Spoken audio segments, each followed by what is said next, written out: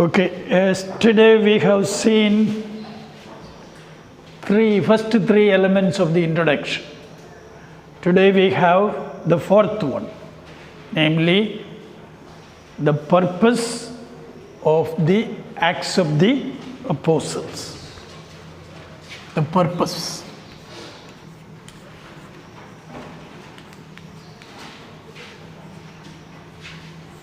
Purpose of writing the Acts.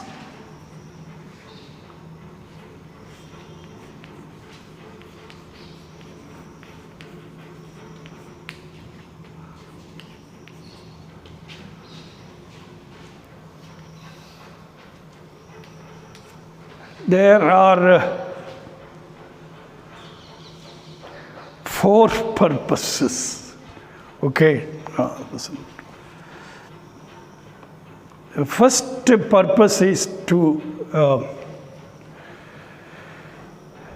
assure Theophilus. He said the gospel and the Acts are addressed to Theophilus. Theophilus must be a leading Gentile Christian. By the way, do not forget, Luke's gospel is mainly for Gentile Christians. Just like Matthew's gospel was written for Jewish Christians, gospel of Luke is for Gentile Christians, and the same is valid for the Acts of the Apostles. Is mainly for the Gentile Christians. And Theophilus must be a representative of this, a prominent representative of this Gentile Christians. And the first purpose is to assure Theophilus that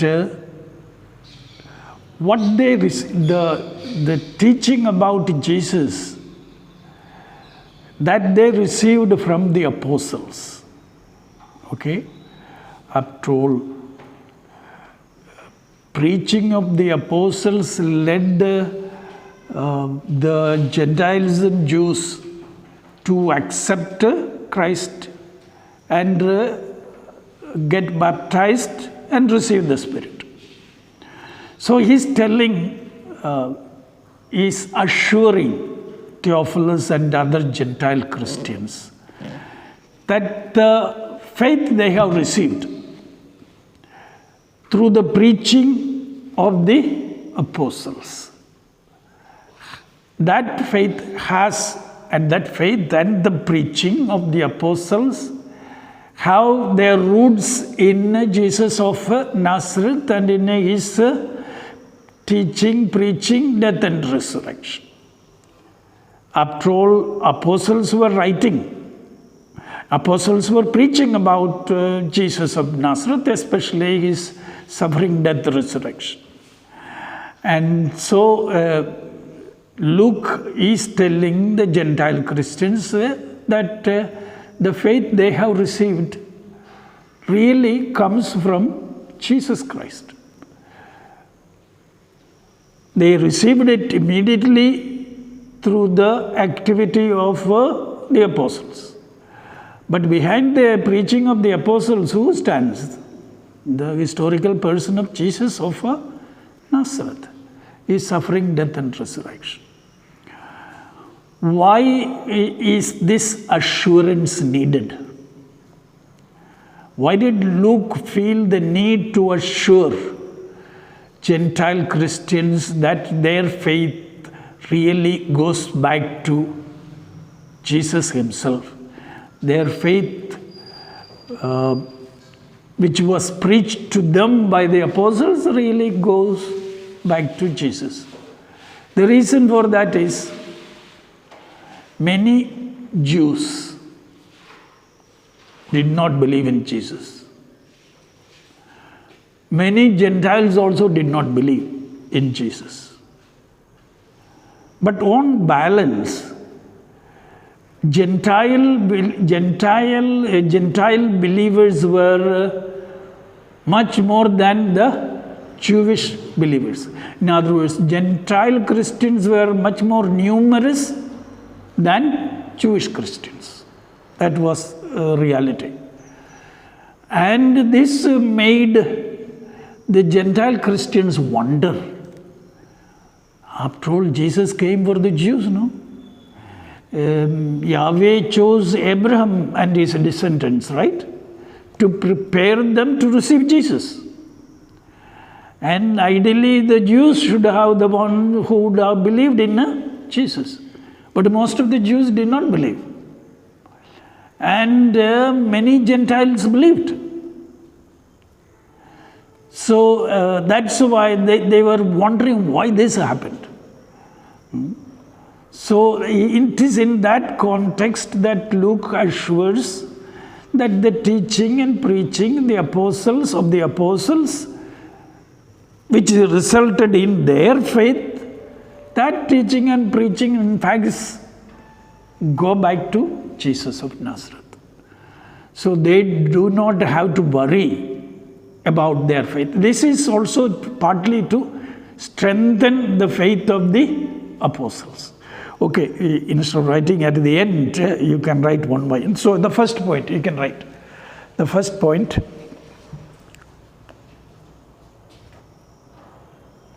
Luke wants, W-A-N-T-S, Luke wants to assure Theophilus and other Gentile Christian readers.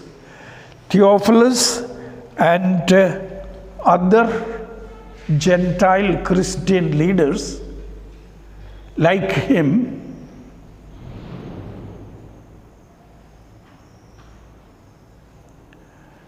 that the teaching and practice of the church,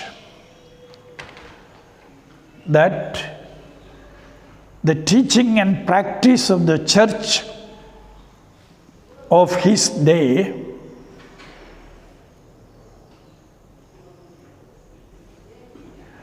was rooted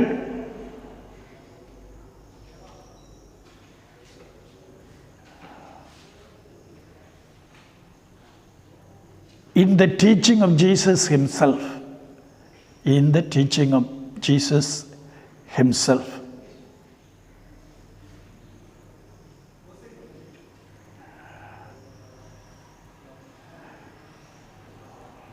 Next point. This was to strengthen them.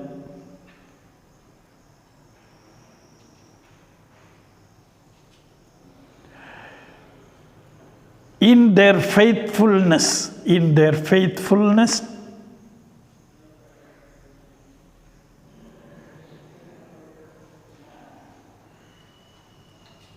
to that teaching and practice. In their faithfulness to that teaching and practice.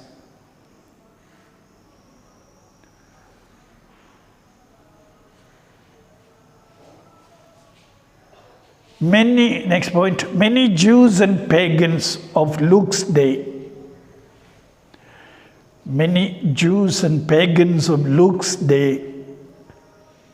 did not accept that teaching.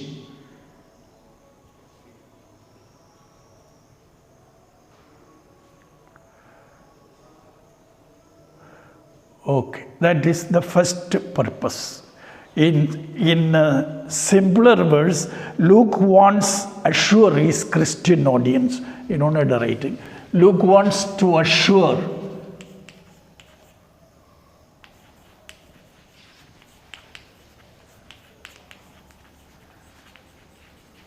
his Christian audience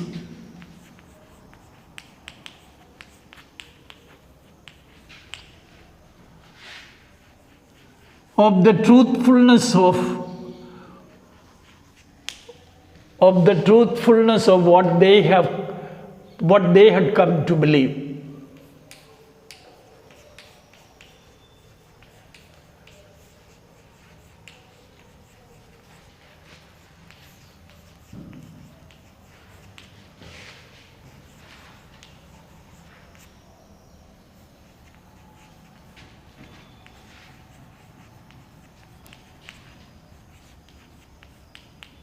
That is the first purpose. And then a second purpose. Second purpose is to clarify their understanding. That means Gentile Christians, that is, they are the audience or readers of Luke's works. So Luke wants to clarify their understanding of their relationship with Israel. Clarify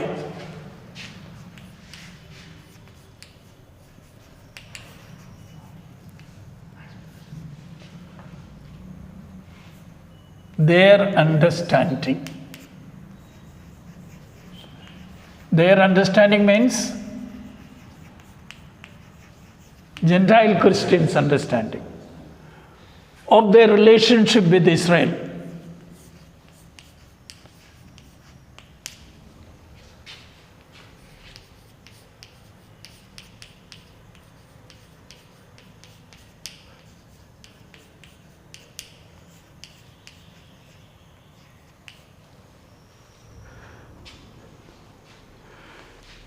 The reason for this is, I told you, in the 80s, when Luke writes Acts of the Apostles, there were more Gentile Christians than Jewish Christians. And Gentile Christians could have been wondering, after all, Jesus came in preparation, Jesus came to the people of Israel, right? Who were prepared by Yahweh to receive Jesus. And his mission initially was, Jesus' mission initially was to Jewish Christians. Then how come most of these Jewish Christians didn't believe? And then the Gentile Christians are the ones who are believing. So what is this relationship between Jewish Christians and Gentile Christians? Luke wants to clarify that. And what does he say with regard to this? He says, the plan of God. After all, why Yahweh prepared the people of the Old Testament? To receive Jesus Christ and to receive his message, which is Yahweh's message, and live according to that. So Yahweh prepared the people so that they would receive Jesus. Actually, that plan of Yahweh is fulfilled in the people who accepted Jesus and believed in Jesus. Because that was the purpose for which Jesus was sent, no?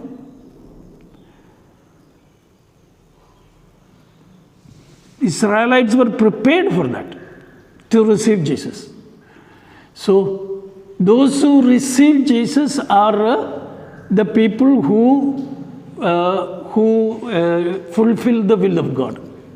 Understand? And who received Jesus finally? Most of those who believed, accepted Jesus as the Christ, Son of God, were Gentiles. So God's plan is fulfilled in them. God's plan is fulfilled in the church. That means the church means those who accept Jesus as the Lord, accept Jesus as Messiah and Son of God. In them, God's plan is fulfilled. And Luke also wants to say it was not, salvation was not meant to be exclusively for the Jews. That there are indications towards the end of the Old Testament, especially in the prophets Isaiah and all that. God prepared the people of Israel so that when they believe, they will go and preach Christ, and others will come to believe. So Gentiles will come to believe. That was in the plan of God. In other words, God wanted Israel to be the instrument through whom the good news of Jesus Christ will reach the Gentiles. Did all the Israelites fail God or fail Jesus? Did all the Israelites fail Jesus? No. A minority believed. Minority of the Jews believed. Most of the Jews didn't believe, agreed. But a few believed. Who are the prominent among the few? The apostles. The apostles are Jewish Christians. Okay. They are Jews whom Jesus called and who accompanied Jesus and believed. And they are the ones now going and preaching. As a result of which Gentiles come to faith. So this is also borne out by the fact in Genesis chapter 12, verse 3. What is said there? So that all nations will be blessed through Abraham. Why was it said all nations blessed through Abraham? If it is only for Jews, all nations, Jews are not all nations. So God had in his plan Gentiles also. But he would reach Gentiles through the Jews.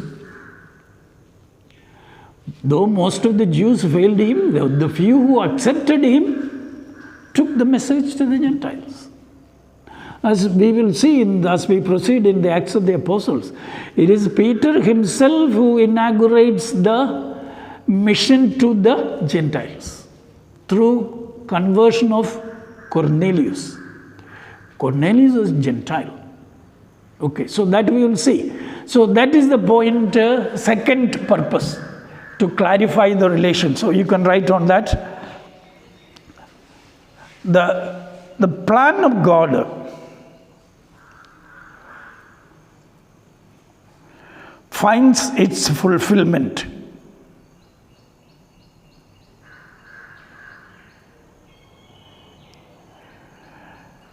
in the people.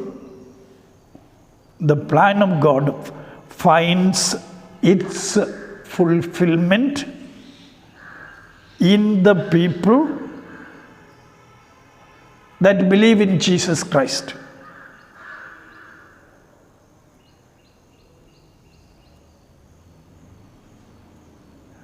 Namely, Christians, most of whom are Gentiles.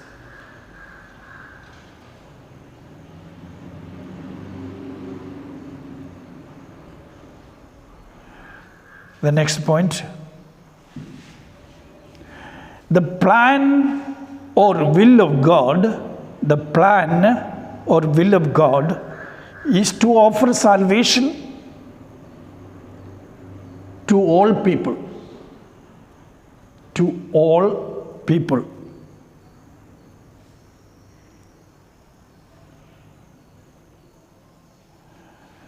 Genesis chapter 12, verse 3.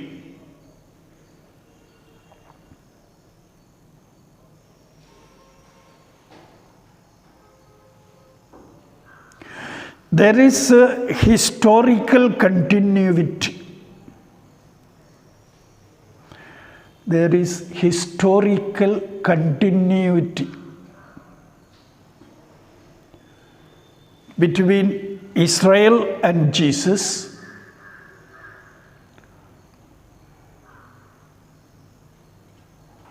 on the one hand,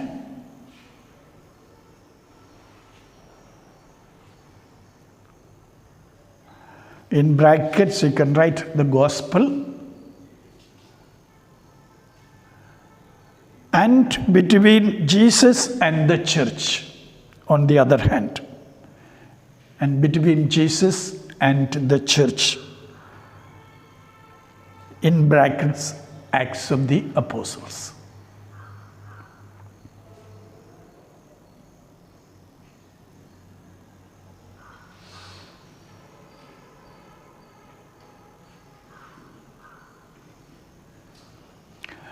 The Gentiles came to believe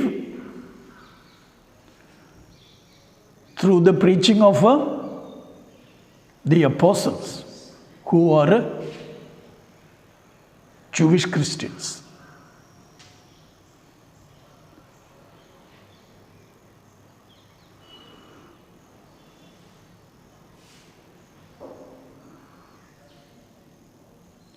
A third purpose now. Second purpose is our third purpose. So second purpose is to clarify their understanding of their relationship with Israel. So that is the point. Yes, God, I repeat, God chose Israel so that it can welcome Jesus. And most of them didn't welcome him. A few welcomed.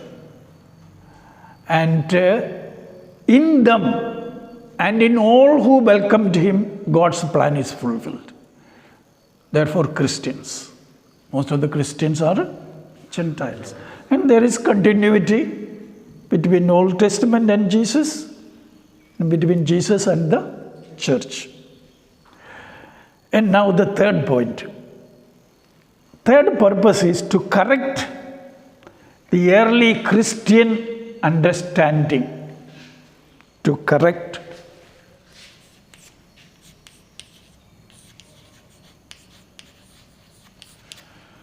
the early Christian understanding.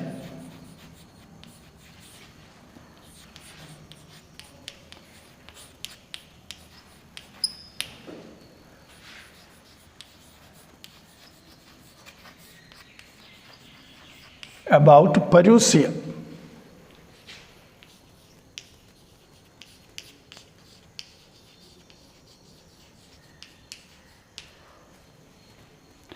By the way, what was the early Christian understanding of the parousia? Parousia means second coming. Second coming. What was the earliest Christian understanding of the parousia? Realization of second coming. The imminent second coming is imminent. It will take place immediately. Luke, by writing a second volume, wants to correct that misunderstanding. If there is a second coming, not if, there is a second coming, that's church teaching. If that second coming is immediate, why to go and preach the gospel to the ends of the world? Where is the time for that? And Luke is writing about the spread of the church through the activity of the apostles, who are animated by the Holy Spirit. Apostles preach because they have received the Holy Spirit. That we will come to that passage soon. They have received the Holy Spirit.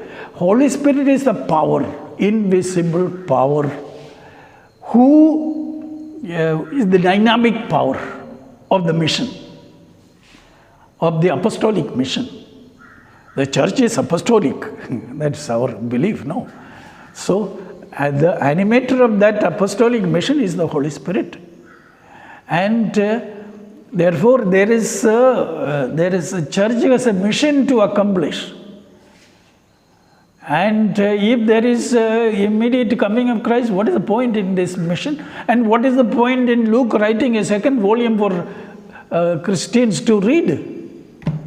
So, by the very fact that he is writing the Acts of the Apostles, the spread of the Christian faith and the growth of the believing community shows that that second coming is not very immediate. We don't know when the coming is.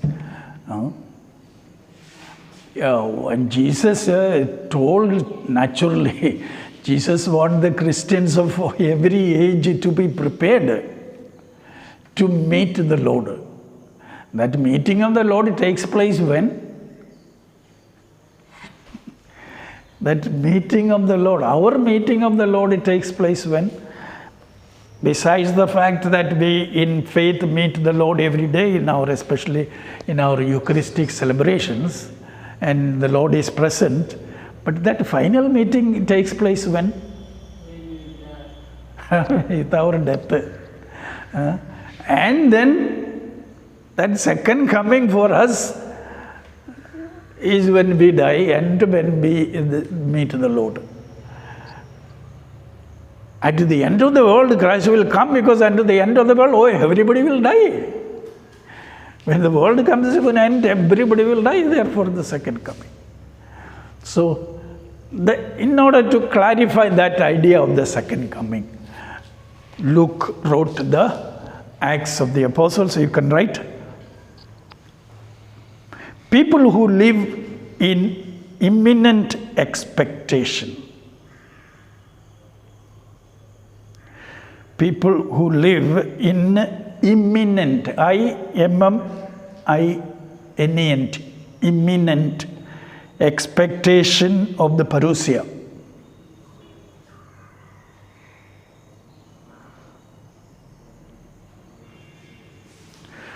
Would not write the story of their past.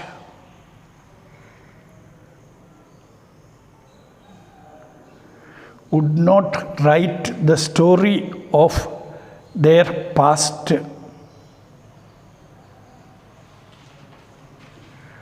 For there would not be anybody to read it.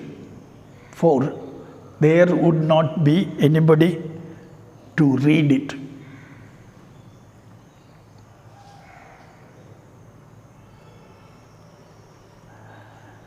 By the way, not for writing. Luke is writing about the past, no? Acts of the Apostles, the events of the Acts of the Apostles took place when? The events described in the Acts of the Apostles took place when? When was the Pentecost? 50 days after Jesus' resurrection, right? Jesus rose in 33. So Pentecost must have been in 33. And the preaching of the apostles and believers coming to faith in the subsequent years, right? So when Luke writes in the 80s, he writes in the 80s, but he writes about the past. What happened in the past? Why he writes about the past if there is nobody to, because immediate coming means all will die, and who is there to read? So the fact that he wrote shows that immediate coming is dispelled. Like, we don't know when he is coming, but that immediacy, imminent coming, he wants to correct that understanding. Next point, Luke by his work shows. Luke by his work shows that he is taking the present seriously. That he is taking the present seriously.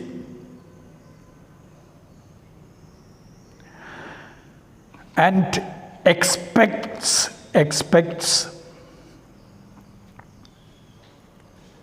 his work is of value in the future. Is of value in the future.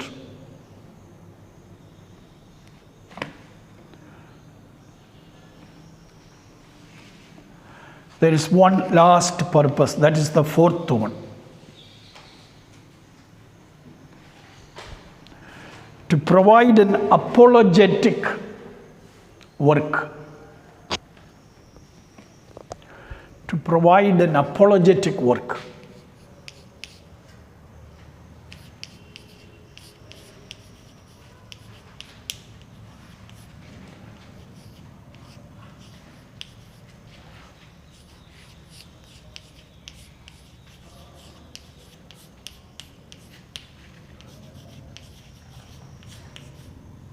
For Christians,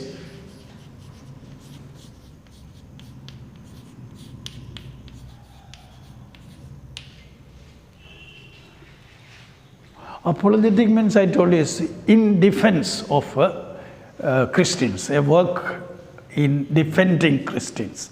What is the context of this? Because who are the political masters when Luke writes in the 80s? The political masters are still Romans. Roman governors rule Palestine and Syria and all that. So, what was Roman government's, Roman emperor's attitude towards Jews? Jews were accepted as religions. Jewish faith was an accepted faith in the Roman Empire. Now, Jews are telling that Christians are a broke away group. They are not a true religion.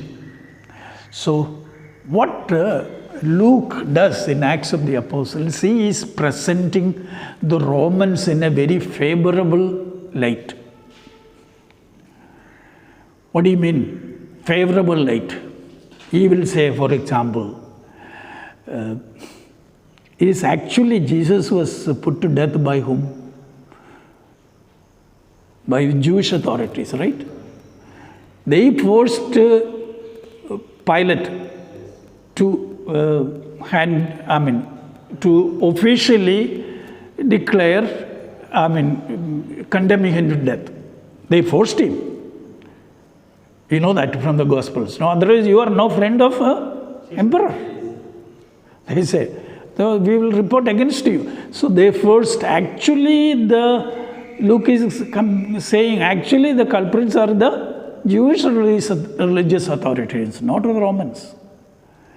Again, as far as St. Paul is concerned, who wanted him to be condemned and put to death?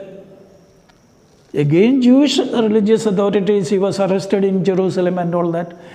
And the Romans found him innocent.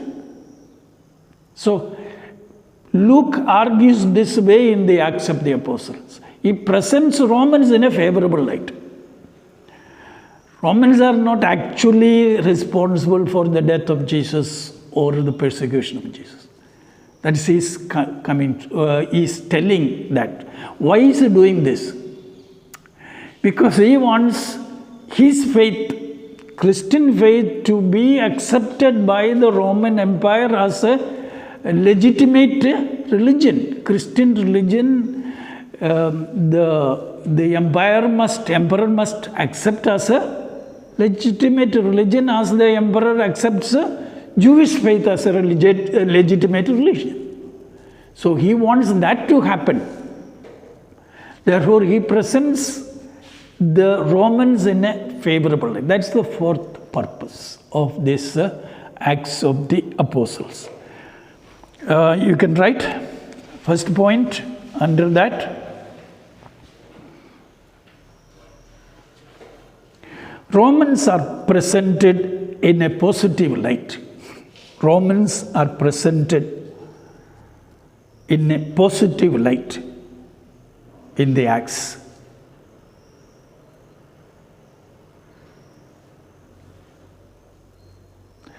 Because the author wanted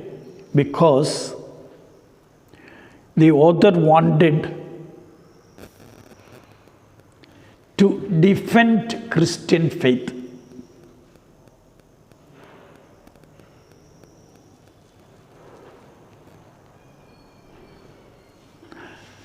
And assure, ASSURE, assure the political leaders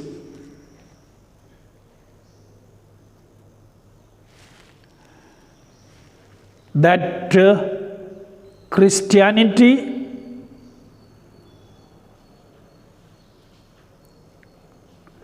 was not a threat to Rome.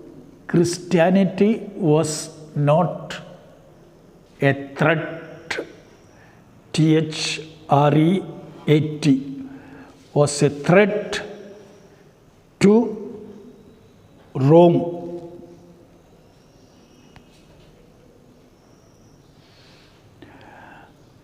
And Roman rule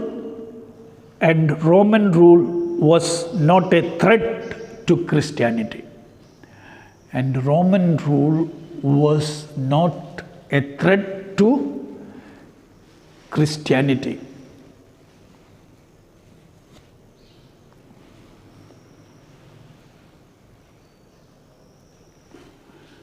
Next point, Luke wanted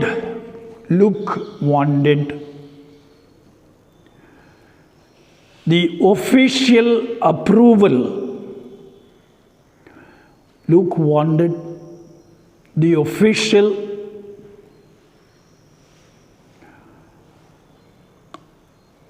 approval granted to Jewish faith by Rome to be extended to Christianity as well.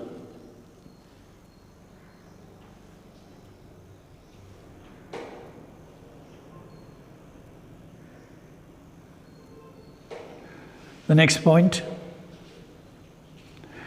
Luke shows in the Acts,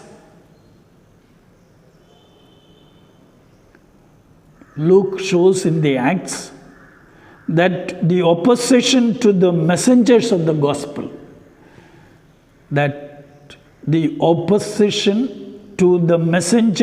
gospel,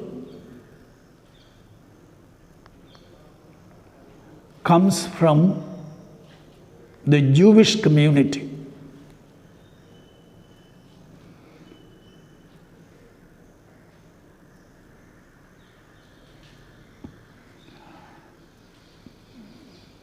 Chapter 4, 1 to 22, chapter 4, 1 to 22, chapter 5, 17 to 46, chapter 7, verse 1 to chapter 8, verse 3,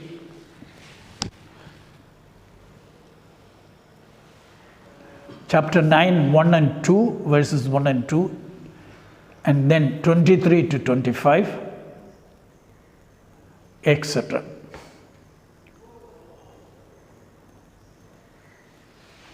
Seven 1 to 8 3, no? 3. This means chapter 7 verse 1 to chapter 8 verse 3. All right. So long passage. So there are so many passages in the Acts where Luke shows opposition to Christian preachers. Apostolic preaching came from Jews and not Romans. And what did, for example, in the gospel, what did the Jews wanted? Why did they accuse Jesus? He is claiming to be the king. Therefore, he is challenging whom? Roman emperor. That is the accusation they made against him. But actually, Jesus' kingship, Jesus himself told that he is not of this world. So, but they want the Romans to punish him. So actually, the enemies of Jesus are the Jewish religious leaders and not Romans. Why is Luke trying to do this? Because he wants Rome to approve Christianity as a legitimate religion. It was not approved in the beginning. Christianity was not a legitimate religion, but Jewish faith was a legitimate religion. Rome had approved that. So he wanted Roman authorities to extend that approval given to Jewish faith also to Christian faith. So he presents in the Acts of the Apostles, Christianity, Jewish people or Jewish authorities are as the opponents. Okay. So these are the four purposes. Now we come to the last part of our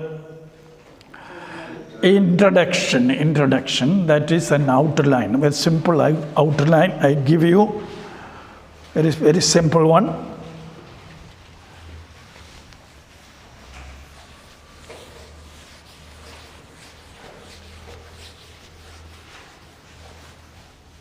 You have electricity problem, huh? We are also affected by.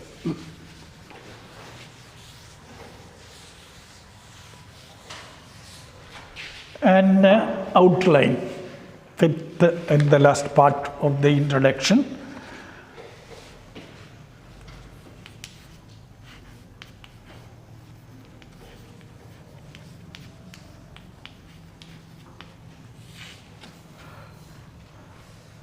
First, introduction.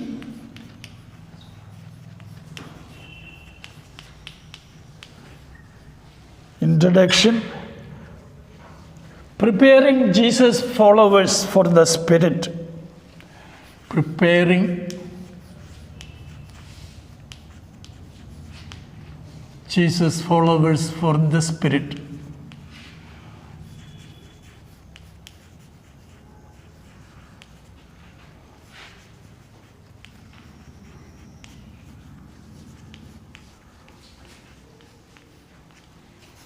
We have chapter 1, 1 to 26. Second, the mission in Jerusalem.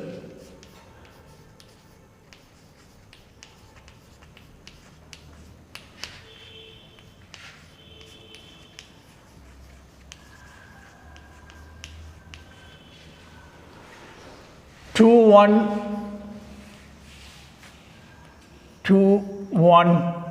to 8:1. Chapter 2, verse 1 to chapter 8, verse 1. That is the mission in Jerusalem. 3. The mission in Samaria and Judea. In Samaria and Judea.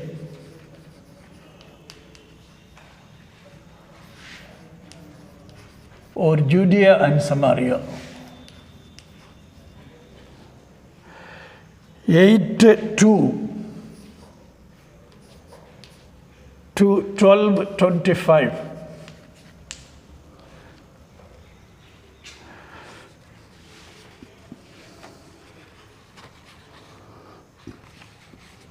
For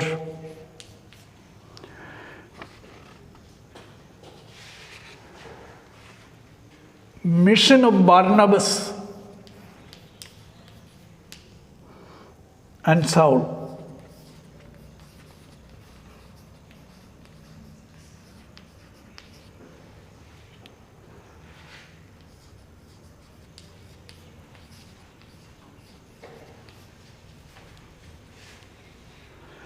Converting Gentiles.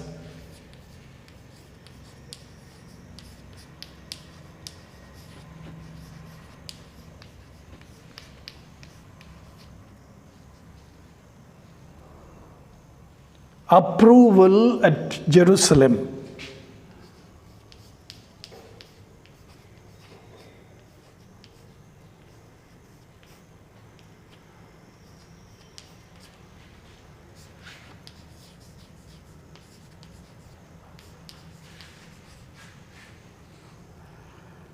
(13:1 to 15:35).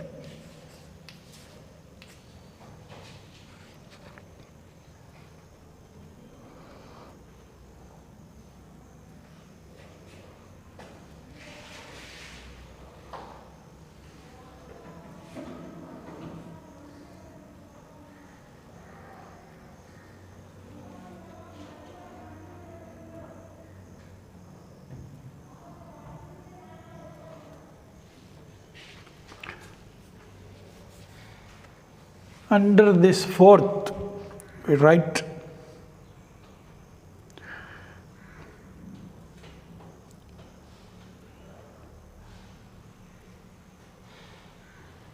mission to Cyprus,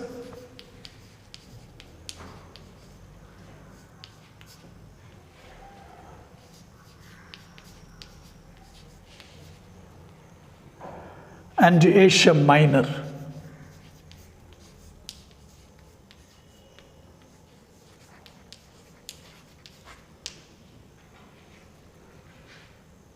13:1 to 14:28. That we consider as the first missionary journey.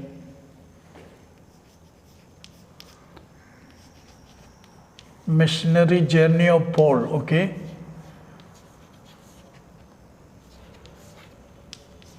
His companion is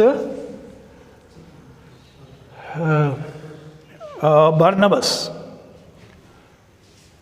And then only the Jerusalem conference, Jerusalem Council. Jerusalem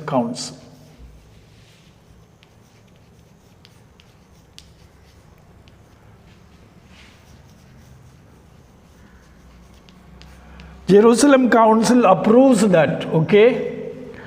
15:1 to 35.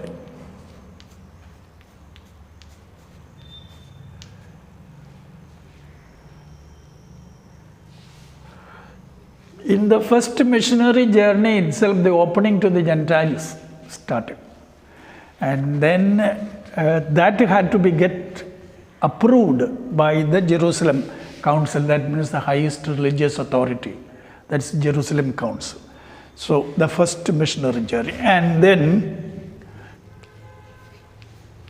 5, mission of Paul to the ends of the earth.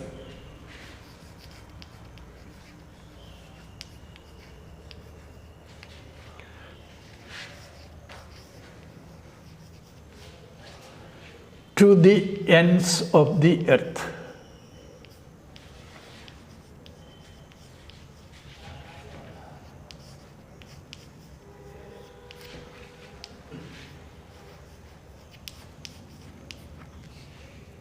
We have 15:36 till 28:31.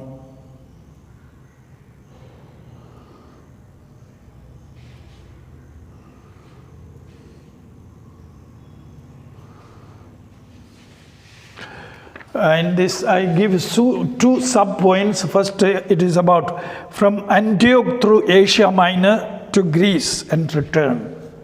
From Antioch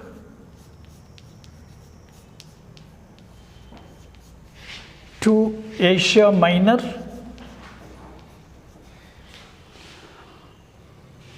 to Greece.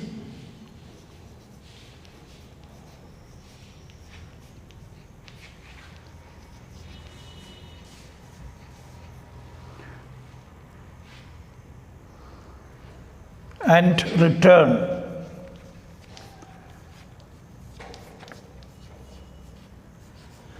That would be the second missionary journey.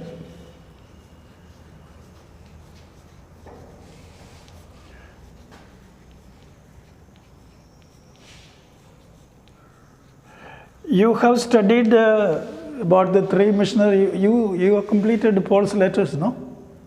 Yes. You have heard about the missionary journeys? So, second missionary journey.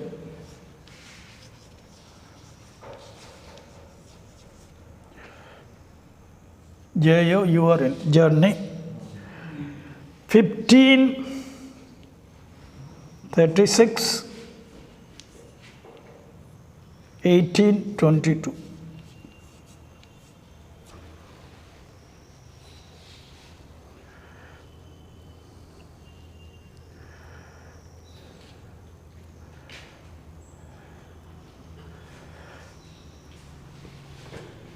From Antioch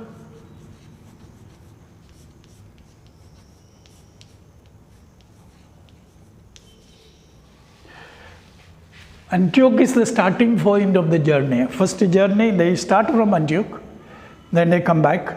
Second journey also, they start from Antioch, then they come back.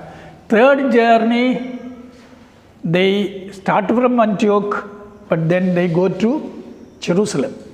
So, from Antioch to Ephesus, Greece, and return to Caesarea. From Antioch to Ephesus,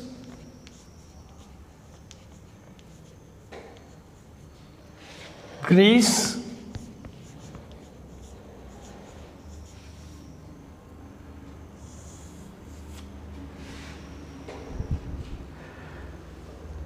and return to Caesarea.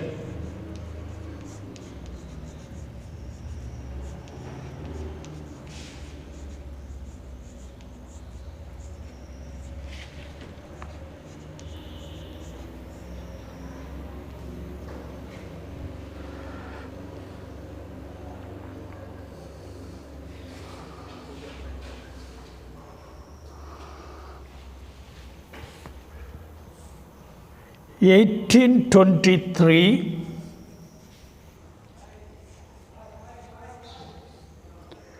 (2038).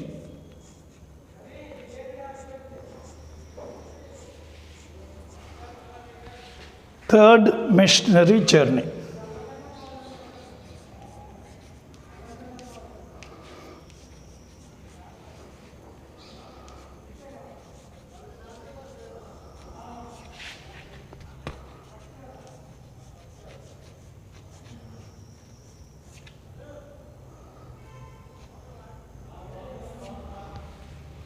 (1823 to 2038), third missionary journey.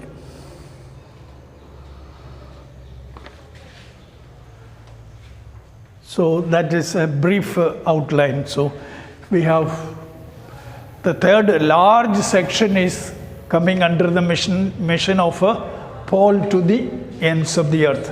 That is 536, that is after the Jerusalem Council. 536 to 2831. And in that, there is a second missionary journey from Antioch to Asia Minor. Asia Minor is the Galatia, Ephesus and all that is Asia Minor. That is the present day Turkey. And then Greece. So Greece would mean Macedonia, Philippi and all, Athens, Corinth. So from Antioch to Asia Minor, Greece and return. Second missionary journey, 1536 to 1822. Then from Antioch to Ephesus, Greece and return to Caesarea. 1823 to 2038, third missionary journey. And of course, when he returns to Caesarea, there he is arrested and then he is tried and then he is sent to Rome and all. That is the rest of it. So I have mentioned here, I gave this subsection to point out the first missionary journey. First missionary journey was to Cyprus and Asia Minor. Cyprus, that island, and Asia Minor. At the end of which the opening to Gentiles already made. By the way, Paul is the missionary to the Gentiles. So opening to the Gentiles already done. So, but there were differences of opinion whether he should open up to Gentiles. So that question had to be settled by the highest authority in the church. Therefore, the very important Jerusalem Council. We will look at that. We will look at that Jerusalem Council. It's very important what they said there. In other words, Jerusalem Council gives approval for the Gentile mission. That means Paul's work is approved. Paul can continue with preaching the gospel to the Gentiles. So approval is given. Who are the leaders at that time? The church, Peter obviously, and then James. James was leader of Jerusalem. And then approval is given, then they take the second journey and third journey. And then they come, Paul always took care to collect, make a collection from his Gentile Christians. He founded the Gentile churches, right? He wanted that Gentile Christians should help the Jewish Christians in Jerusalem. So he took up collection. So that is also shows not just material help, it shows the solidarity between Gentile Christians and Jewish Christians. See, Gentile Christians, his converts, Paul's converts, they are thinking of Jewish Christians in Jerusalem, they want to help them. So Paul makes sure that he takes up a collection, and it is with that he goes to Jerusalem. There gets caught up. Okay, so that is the brief outline. I have just completed that outline.